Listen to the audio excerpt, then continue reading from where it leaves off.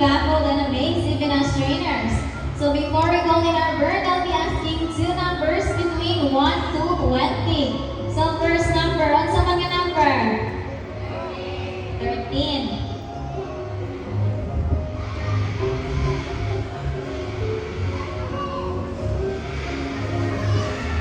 Okay, second number, pila man? 16.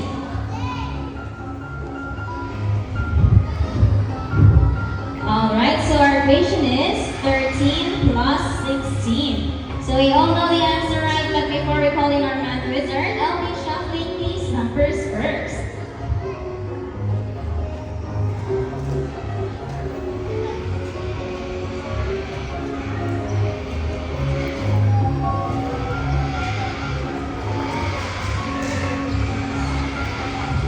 So now the numbers have been shuffled. Now let's call in our math wizards now.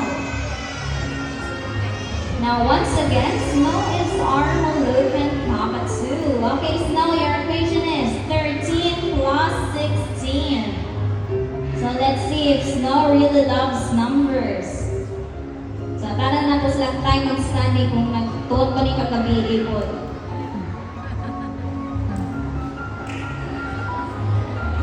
Marami ang tuon, may bugay pa nagpagkaan.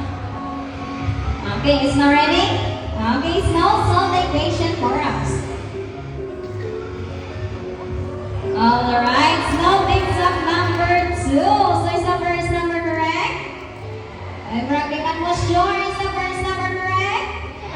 Yes, that was Snow. So complete your answer, Snow.